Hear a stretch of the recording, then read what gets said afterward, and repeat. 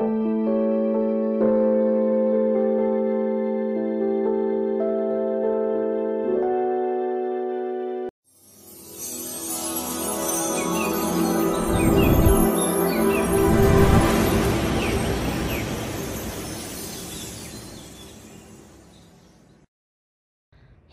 Liệu xin chào bạn. Chào mừng bạn đến với kênh móc len của Dương Liệu Handmade. Video này Liệu sẽ hướng dẫn bạn móc một mẫu hoa mới. Mẫu hoa này có tên rất là lạ. Hoa là chi ông lão hay còn gọi là hoa clematis. Thì cái mẫu hoa này các bạn sẽ chuẩn bị cho mình những dụng cụ và nguyên liệu như sau. Mình hướng dẫn các bạn đó là len miêu cô tông loại 50g. Đó, cái mã màu hồng này là mã 10, màu xanh lá là mã 37 nha. Còn cái phần nhụy này là màu 74, màu hồng đậm. Đó, các bạn sẽ mix với nhau như vậy là cái bông hoa của mình lên rất là nổi bật. Và để hoàn thành cái hoa này, các bạn sẽ chuẩn bị cho mình là kim móc tương ứng. Mình hướng dẫn là đầu 4/0 tương ứng với kim 2.5mm nha. Chuẩn bị thêm cho mình cái kẽm nẹp lá. Thì các bạn sẽ mua cho mình cái kẽm cứng á, cái kẽm 24 để cái phần nẹp lá và nẹp thân cây cho cái hoa của mình nó được cứng cáp. Còn nếu mà các bạn có hai loại kẽm thì cái phần lá, phần cánh hoa các bạn sẽ nẹp cái kẽm màu trắng này. Đây, cái kẽm màu trắng mềm. Còn cái phần mà thân hoa đó các bạn sẽ sử dụng kẽm cứng là kẽm xanh. Đó, kẽm này 26, kẽm này 24 nha. Đó, các bạn có hai loại kẽm thì các bạn sẽ sử dụng trong một cái chậu hoa cho mình như vậy. Đó, thì các bạn sẽ chuẩn bị toàn bộ những dụng cụ nguyên liệu để chúng ta hoàn thành cái mẫu hoa xinh xinh này nha. Và những cái dụng cụ mình vừa giới thiệu, len cũng như kim móc và kẽm thì mình đều có bán ở shop. Các bạn mua ủng hộ cho Liễu bằng cách là kích vào cái bài mô tả, mình có để link Shopee, Lazada, TikTok. Các bạn sẽ chọn mua những cái kênh mà các bạn có để chúng ta học móc cái mẫu hoa clematis cưng này cho các bạn. Rồi chúng ta cùng vào phần bài học với Liễu thế nào. Đầu tiên chúng ta học móc phần cánh hoa trước. Các bạn tạo cho mình một nút thắt, siết chặt lại và móc lên 13 mũi móc xích. 1 2 3 4 5 6 7 8 9 10 11 12 13. Xong 13 mũi móc xích rồi, chúng ta sẽ chuẩn bị một đoạn kẽm nẹp lá để mình nẹp vào trong phần cánh hoa. Rồi, chân đầu tiên các bạn sẽ đưa phần kẽm vào và bắt đầu móc lên một mũi đơn. Đến chân thứ hai móc tiếp một mũi đơn. Chân thứ ba và chân thứ tư chúng ta móc 2 mũi nửa kép, một nửa kép, 2 nửa kép. Rồi xong 2 mũi nửa kép, bắt đầu chúng ta sẽ đổi mũi móc, chuyển lên mũi kép,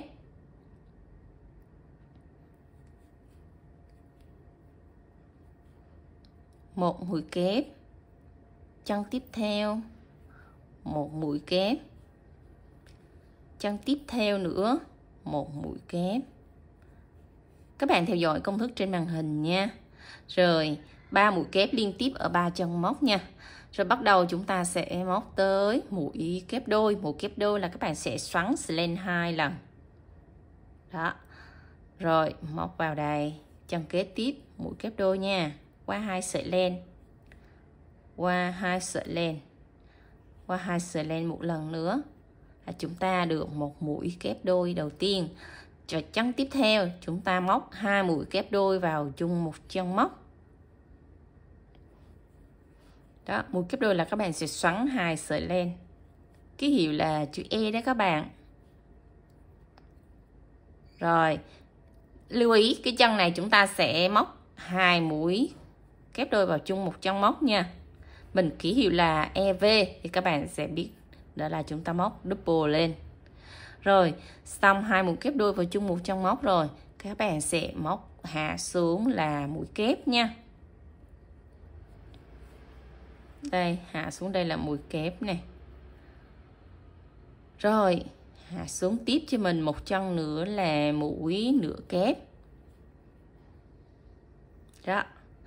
Rồi tới cái mũi nhọn ở trên này, cái chân cuối cùng này các bạn, cái chân cuối cùng này chúng ta sẽ móc vào đây là một mũi đơn.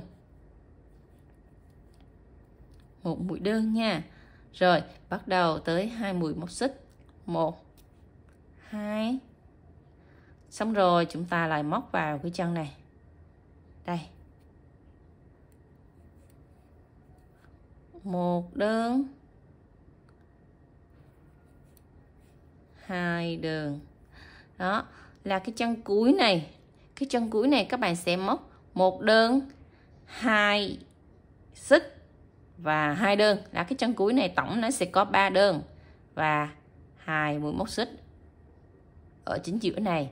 Rồi bắt đầu bẻ đoạn kẽm này, chúng ta sẽ móc qua bên này đối xứng. Đối xứng là sao?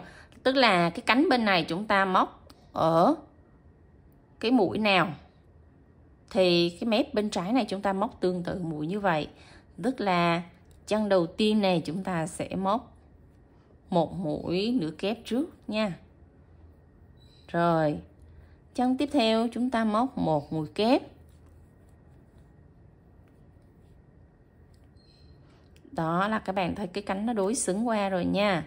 Rồi bắt đầu tới chân tiếp theo nữa là móc một mũi kép đôi trước.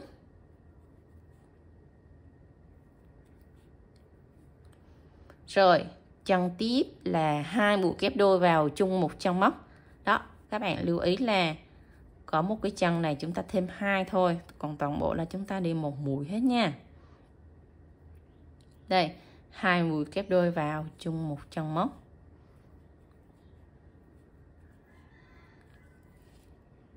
Xong rồi, các bạn sẽ móc tiếp 3 chân tiếp theo là 3 mũi kép ha.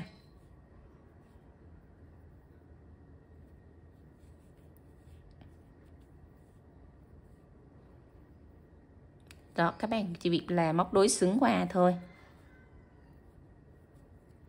Xong 3 mũi kép rồi, chúng ta sẽ móc tiếp vào đây. Tương tự 2 chân móc tiếp theo là 2 mũi nửa kép nha.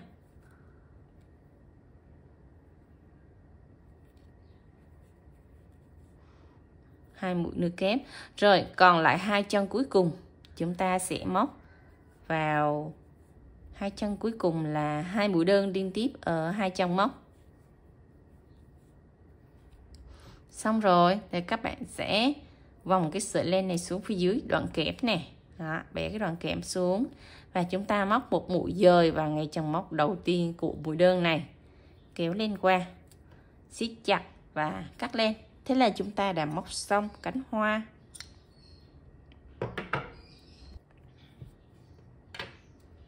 Rồi đẩy sợi len ra, các bạn sẽ chỉnh cho cánh hoa của mình nó đều, bóp cái phần kẽm ở phần góc đầu này lại nè, để khi mình đẩy cái sợi len này ra, cái kẽm nó không có bị lồi ra ha. Rồi chúng ta sẽ dùng cái sợi len mình vừa cắt đó, các bạn sẽ xoắn và cho cái đoạn kẽm vào đây để cho cái sợi len của mình nó không bị tụ nha. Rồi một cái bông hoa là các bạn sẽ móc cho mình là tổng là 5 cánh hoa cùng size cùng chát như vậy để mình tạo ra một cái bông hoa 5 cánh nha. Bắt đầu chúng ta sẽ móc tới phần cánh của búp hoa. Cánh của búp hoa thì cái size nó sẽ nhỏ hơn cái cánh của bông. Thì các bạn cùng tạo một nút thắt và móc lên cho mình một xích, 2, 3, 4, 5, 6, 7, 8, 9, 10. Khởi tạo 10 mũi móc xích các bạn nha. Rồi chúng ta cắt một đoạn kẽm ngắn cỡ tầm là 12 đến 13 cm thôi. Chúng ta sẽ nẹp vào trong phần cánh hoa. Rồi, chân đầu tiên móc cho mình một mũi đơn. Chân thứ hai móc một mũi kép, nửa kép các bạn nhé. Rồi 4 chân tiếp theo chúng ta lại móc 4 mũi kép, 1 kép, 2, 3,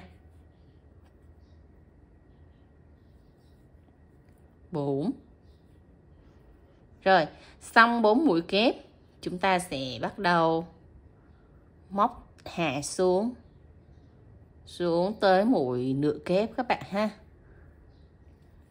Nó cũng tương tự như cánh lớn nhưng mà cái mũi móc nó khác chút xíu. Rồi còn lại 2 chân móc, chúng ta sẽ móc vào đây một mũi đơn. Đến chân cuối cùng móc một mũi đơn. Rồi bẻ cái đoạn kẽm cong lại. Một mũi đơn ở chân cuối cùng này rồi, các bạn sẽ móc lên 1 xích, 2 xích. Rồi móc tiếp vào cái chân cuối này một mũi đơn nữa. Rồi bắt đầu chúng ta sẽ móc bên mép trái đối xứng giống mép phải. Cái cánh của phần búp hoa nó sẽ khác ở cái cánh của phần bông hoa chút xíu, là ở chân này nó sẽ có 2 mũi đơn thôi, còn cái cánh phần bông hoa nó sẽ có 3 mũi đơn các bạn ha. Rất là lưu ý chút xíu công thức như vậy. Rồi bắt đầu chúng ta sẽ móc đối xứng mép bên trái tương tự như bên phải. Chân đầu tiên là móc một mũi đơn. Rồi sắn cái đoạn kẽm cho sát vào. Chân thứ hai là chúng ta móc một mũi nửa kép. 4 chân móc tiếp theo là 4 mũi kép liên tiếp.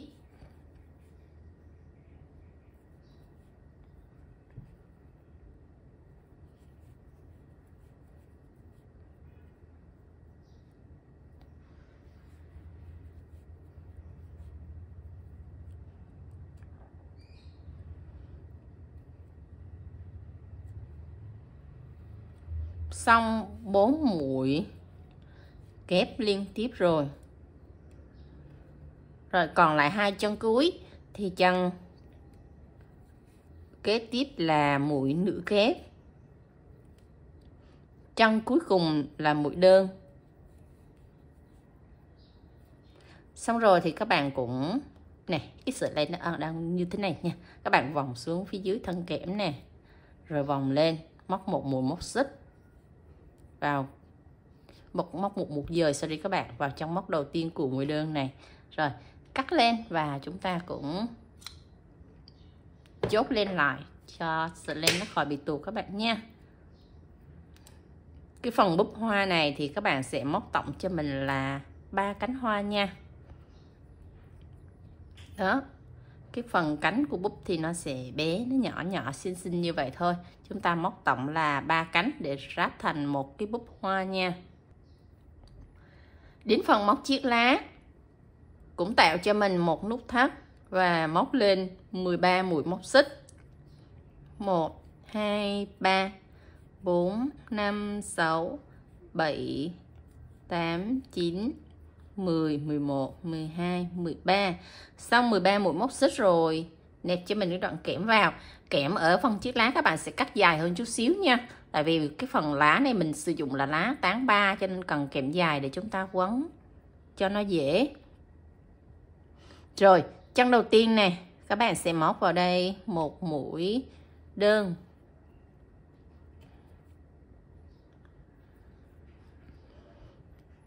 Chân thứ hai, một mũi nửa kép. Rồi, 7 chân tiếp theo các bạn sẽ móc 7 mũi kép.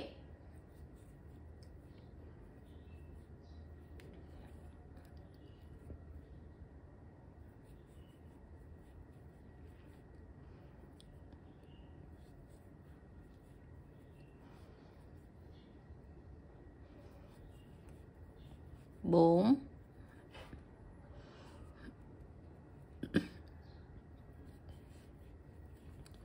5,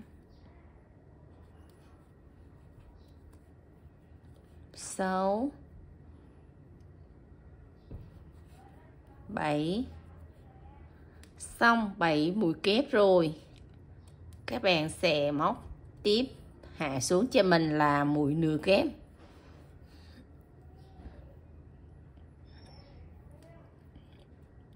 Còn lại 2 chân cuối, chân kế tiếp này là mũi đơn. Chân cuối cùng này các bạn cũng móc như phần cánh nhỏ đó các bạn. Một mũi đơn. Xong rồi các bạn lên 1 xích, 2 xích, móc một mũi đơn vào cái chân này luôn. Đó, bẻ lại nó tạo cánh nhọn giống như phần cánh hoa vậy nha các bạn. Rồi đối xứng mép bên trái chúng ta móc tương tự như mép bên phải, tức là chân đầu tiên một mũi đơn, chân thứ hai là mũi nửa kép, rồi 7 chân tiếp theo là 7 mũi kép.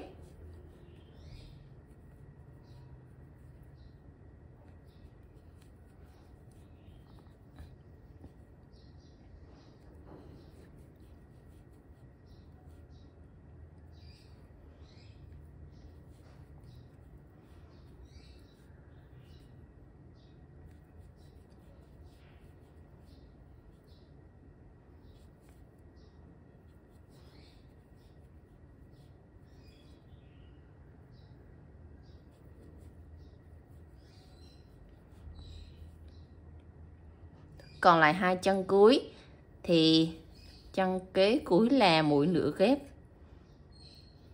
và chân cuối cùng là mũi đơn. Rồi cũng xoắn cái sợi len xuống phía dưới thân kẽm và móc một mũi dời vào ngay trong móc đầu tiên của mũi đơn bên mép phải này, siết chặt, cắt len. Thế là chúng ta đã xong phần chiếc lá nha. Chiếc lá thì trong một chậu hoa các bạn sẽ móc tổng cho mình khoảng 10 đến 13 chiếc lá thì chúng ta mới tạo được cái chậu hoa sum xuê nha.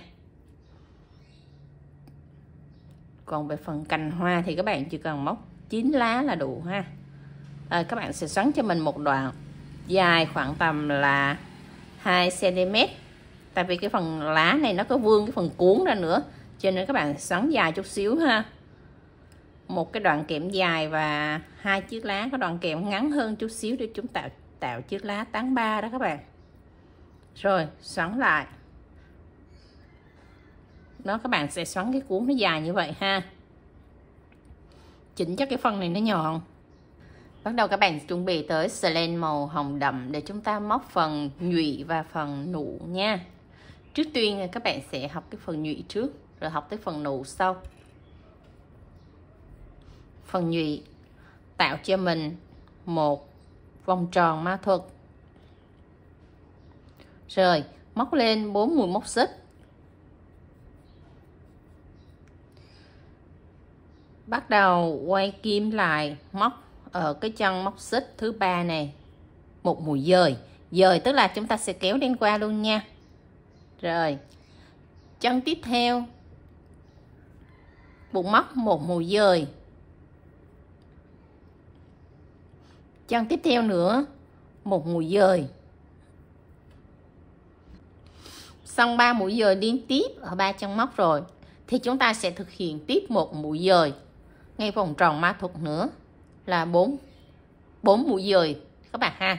Rồi bắt đầu chúng ta lên phần nhụy thứ hai cũng tương tự, khởi tạo 4 mũi móc xích. Rồi các bạn sẽ quay kim lại, móc vào từng chân móc, mỗi chân móc là một mũi dời.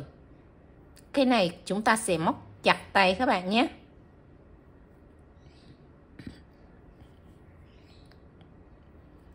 Dời liên tiếp 4 mũi và tại cái vòng tròn mã thuật này luôn. Đó, tổng là 4 mũi các bạn nha.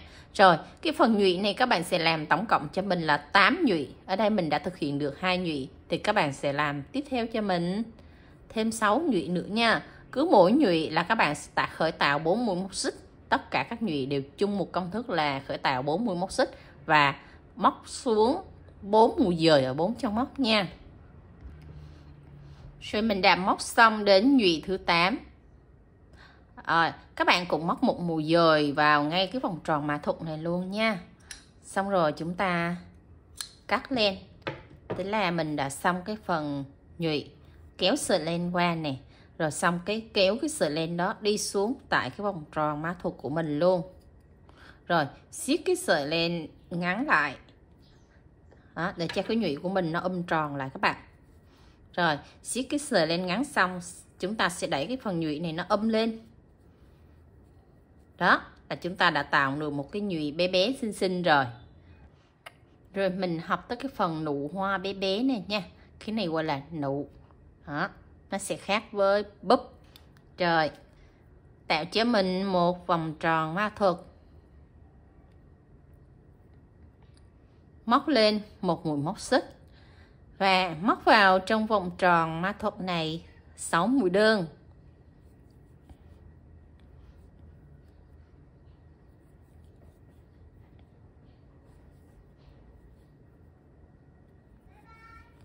Bốn, 5, 6. Rồi, xong 6 mũi đơn. Siết chặt cái sợi len ngắn này lại và móc một mũi dời vào ngay chân móc đầu tiên của mũi đơn này. Xong hàng đầu tiên, bắt đầu lên hàng thứ hai, móc một mũi móc xích, móc vào chân đầu tiên này một mũi đơn. Chân thứ hai một mũi đơn. Chân thứ ba một mũi đơn. Chúng ta cũng thực hiện là 6 mũi đơn liên tiếp ở 6 chân móc.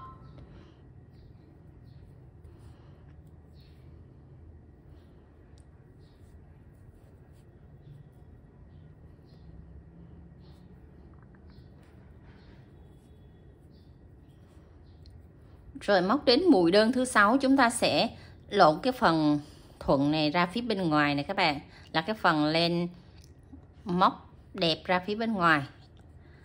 Rồi, giờ chúng ta mới kết hàng nha. Các bạn sẽ lưu ý cho mình cái đoạn đó. Đó, lộn nó ra như vậy, khi mình kết hàng nó mới dễ để chúng ta móc tiếp lên hàng thứ ba mới dễ móc các bạn. Rồi, lên hàng thứ ba, móc vào chân đầu tiên này cho mình là một mũi đơn nè. Đó, mỗi lần lên hàng các bạn đều móc một mũi xích nha. Rồi chân thứ hai móc một mũi đơn. Chân thứ ba 2 mũi đơn vào chung một chân móc. Đó, cái phần nụ chỗ này đã bắt đầu nó tăng lên này các bạn. Rồi chân thứ tư một mũi đơn. Chân thứ năm một mũi đơn. Chân thứ 6 2 mũi đơn vào chung một chân móc. 2 mũi đơn vào chung một chân móc, chúng ta ký hiệu là chữ V nha. Rồi, chân cuối cùng này mình sẽ móc kết hàng. Rồi là mình đã xong hàng thứ ba. Đến hàng thứ tư móc lên một mũi móc xích. Móc vào chân đầu tiên này một mũi đơn. Chân thứ hai một mũi đơn. Chân thứ ba một mũi đơn. Chân thứ tư một đơn. Chân thứ năm một đơn. 6 1 7 1 8 1. Đó, hàng thứ tư chúng ta sẽ có tổng là 8 chân móc nha. Rồi kết hàng lại bằng một mũi dời các bạn.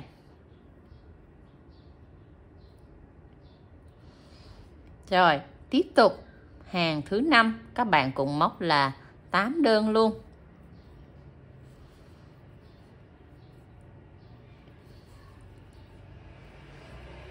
Tám đơn này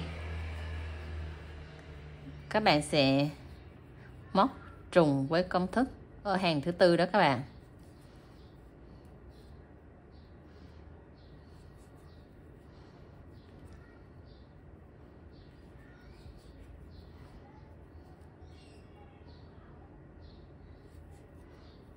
Rồi, đó là mình đã kết thúc xong 5 hàng nha. Đến hàng thứ 6 móc lên cho mình một mũi móc xích. Rồi ở hàng thứ 6 này các bạn sẽ móc mũi chữ A, tức là mũi giảm. Đây, móc mũi đơn chờ nha các bạn. Móc tiếp chân thứ hai mũi đơn chờ. Rồi các bạn sẽ kéo hết lên qua. Rồi móc đến chân cuối cùng này, các bạn đừng có kết hàng vội nha. các bạn sẽ nhồi cho mình một xíu gòn vào đây, xíu gòn vào để cho cái phần búp của mình nó tròn lên, nó đẹp đó các bạn. Chỉ cho một lượng gòn bé xíu như vậy thôi. Đó, khi mình nhồi vào á thì nó sẽ cái phần búp mình lên. Mình sử dụng một thời gian cái búp của mình nó vẫn tròn, nó không có bị móp méo đó các bạn. Nhồi ít như thế này thôi các bạn ha.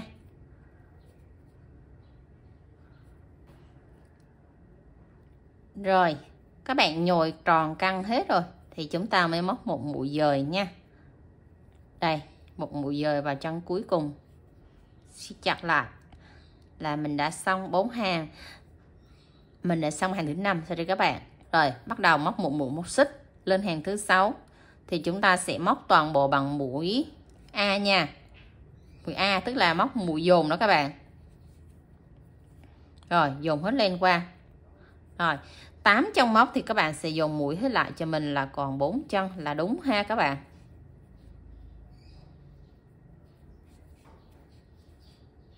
Đó, các bạn sẽ dồn tiếp 2 chân còn lại cho mình. Vừa móc các bạn vừa đẩy cái sợi bông nó xuống nha.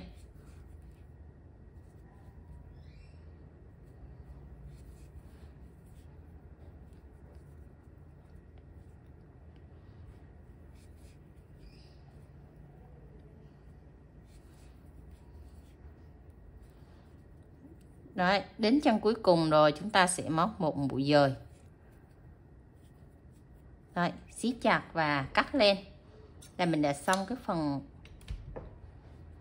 nụ ha. Đây, cái phần nụ của chúng ta là các bạn sẽ chỉnh nè.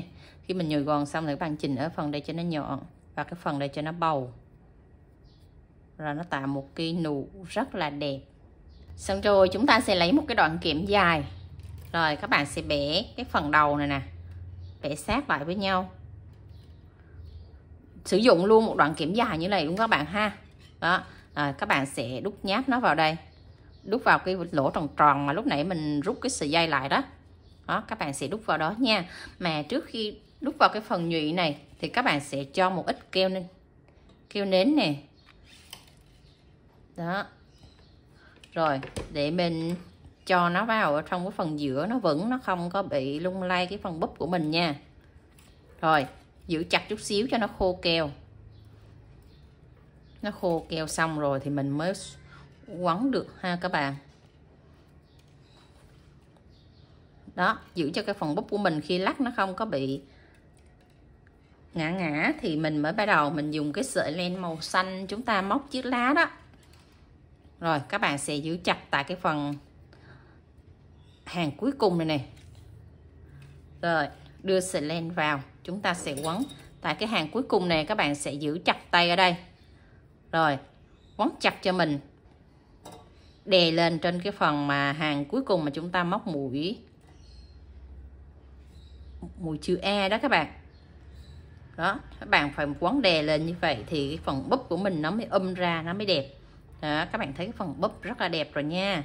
Rồi và cứ thế là chúng ta sẽ quấn đến hết thân kẽm luôn ha.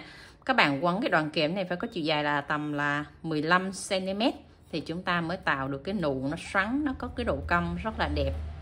Rồi các bạn cứ quấn như vậy để đến hết thân kẽm ha. Đến cái đoạn dưới này thì các bạn sẽ nắm, các bạn xoắn như vậy cho nó được dễ nha các bạn ha. Rồi xoắn đến cái đoạn gần cuối này thì các bạn sẽ cho một ít keo vào để chúng ta cố định cái sợi len cho nó khỏi bị bung nha. Đó, cái nụ là các bạn phải quấn nó dài như vậy ha, thì lúc chúng ta xoắn lại nó có cái hình lò xo của sợi dây leo thì nó mới tạo thành một cái điểm nhấn của cái phần búp. Các bạn sẽ soạn cho mình là 3 chiếc lá để chúng ta sẽ quấn cái tán lá 3, và cái đoạn nào mà chưa kẽm dài thì các bạn sẽ cho nó ở giữa nha. Đây, còn 2 cái lá ngắn kẽm hơn thì các bạn sẽ cho nó ở hai bên. Rồi các bạn sẽ cặp vô đây thì cái nách lá này đây các bạn sẽ chừa nó tầm là 2 cm thì chúng ta mới đưa tiếp tới 2 chiếc lá này vô. 2 chiếc lá này vô thì các bạn cũng chừa kẽm nó là 1 cm. Cái lá dài là chừa kẽm 2 cm này, còn cái lá ngắn là 1 cm. Đó, các bạn lưu ý như vậy ha. Rồi chúng ta sẽ quấn cái sợi len tại cái vị trí mà mình cầm tay đây. Đó, quấn chặt. Đó, cái hoa này nó có cái lá kép đó các bạn, lá kép gọi là tán lá ba đó. Nó toàn bộ sử dụng là lá kép tán lá ba rất là nhiều.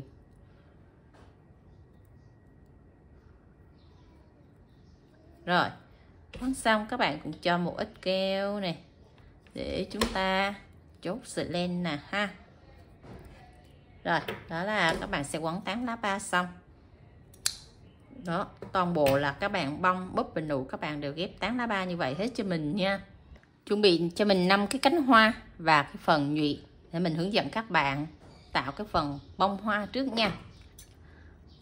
Cắt đôi cho mình cái đoạn kẽm cứng, kẽm 24 đó các bạn.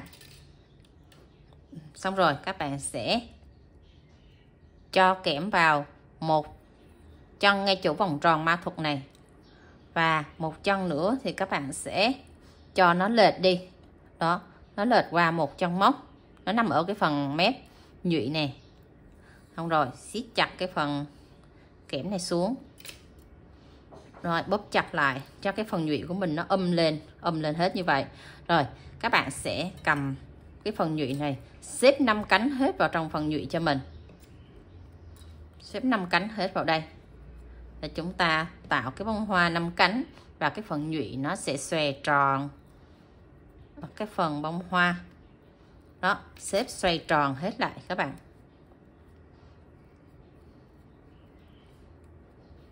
Đó, tạo 5 cánh tròn xòe đều chính giữa bông hoa, cái phần nhụy này nằm giữa các bạn ha.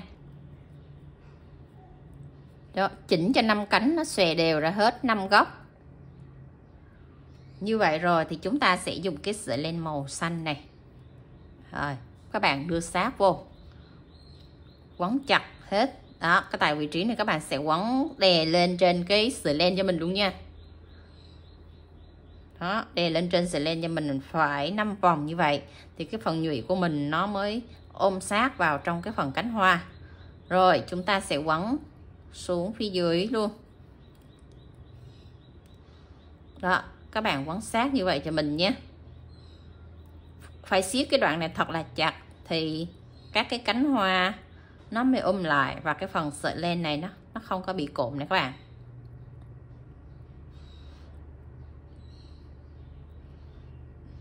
Đó, các bạn lưu ý cái phần này cho mình.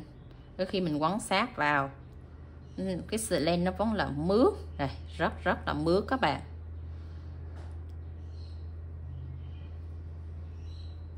Rồi, quấn chiều dài cỡ toàn là 6 đến 7 cm thì các bạn sẽ đưa một cái phần búp và một cái phần tán lá ba vào.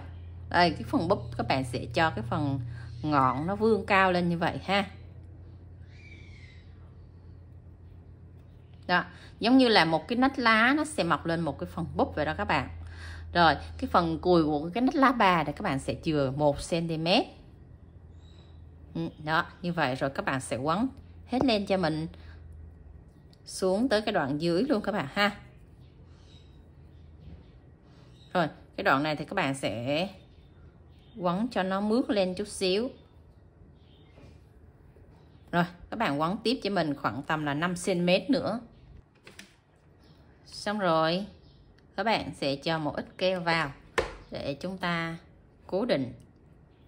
Đó, là mình đã quấn xong một cái nhánh hoa nụ và tán lá ba. Đó, các bạn sẽ xòe ra như vậy đó các bạn. Xong rồi chúng ta sẽ quấn cái phần này cho nó tạo cái độ xoắn này. Rồi, đưa cái ngón tay trỏ vô, các bạn sẽ quấn cái đợi kẽm này. Đó. Rồi, đẩy nó lên thì chúng ta sẽ tạo được một cái độ cong. Đó, cái độ cong cái phần búp thì các bạn sẽ tạo như vậy đó các bạn nha. Rồi, đẩy nó lên. Đó, nó sẽ vươn cao lên vậy, nhưng nó có cái độ xoắn sole đó các bạn. Rồi các bạn sẽ chuẩn bị 3 cái cánh màu hồng của cái phần búp để chúng ta bắt đầu quấn tạo hình cái phần búp nha. Cái phần búp thì các bạn sẽ sử dụng là cái mặt trái này nó nằm bên trong. và cái mặt phải nó sẽ quay ra phía bên ngoài. Đây, các bạn sẽ quay hết ra cho mình mặt ngoài ra như vậy, hết 3 cánh luôn. Rồi, xếp 3 cánh để nó úp lại với nhau.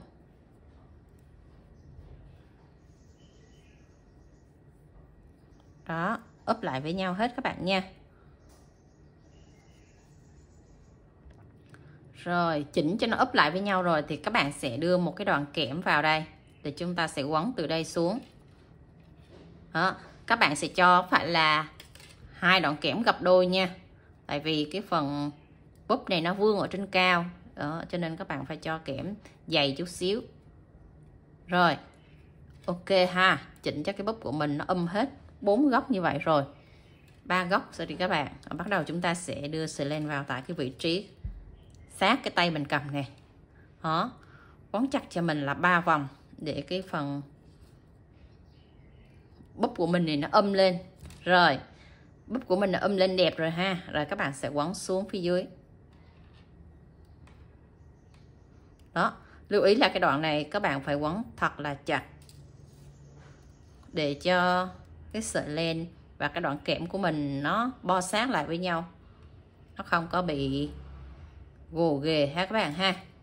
Rồi các bạn quấn xuống cho mình cỡ tầm là 5 cm là chúng ta sẽ cho một cặp tán lá ba vào nha. Đó, giữ chặt sợi len và thân kẽm, các bạn để nằm ngang như vậy thì khi mình quấn á, nó mới chắc, nó mới không có bị gồ ghề cái sợi len. Rồi chúng ta đưa một cặp lá kép vào đây. Đó, cái lá kép này nó sẽ ngắn hơn cái búp chút xíu thì các bạn sẽ quấn tại vị trí này cho mình nha.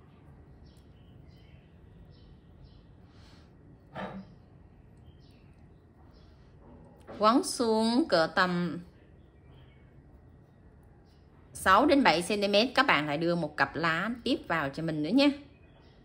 Cái cặp lá kép quấn cho mình một đoạn cỡ tầm là 5 cm rồi. Nếu các bạn mà thấy cái phần kẽm nó yếu quá thì các bạn sẽ nẹp thêm cho mình thêm 3 đoạn kẽm vào cái vị trí này nữa nha, để cái kẽm của mình nó chắc thì cái phần cây của mình nó mới đứng.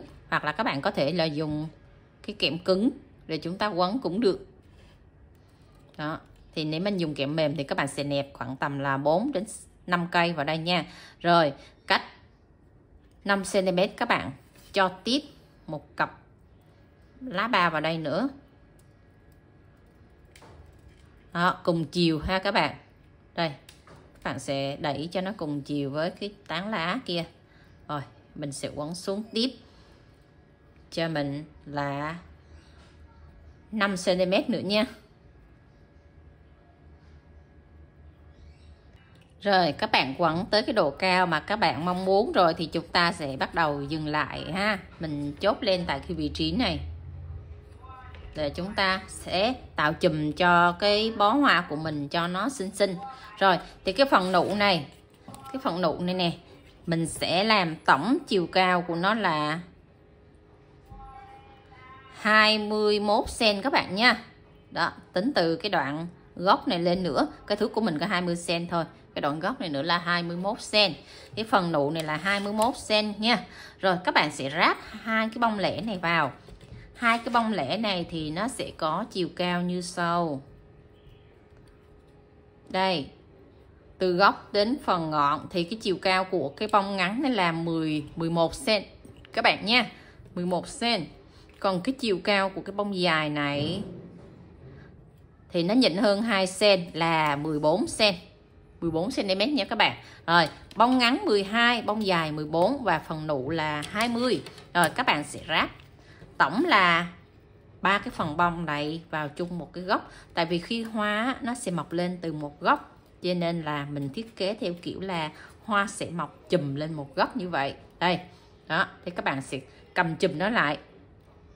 Cầm chùm nó lại thì chúng ta sẽ thấy là bông nó sẽ tản ra ở 4 góc đó các bạn ha. Đó.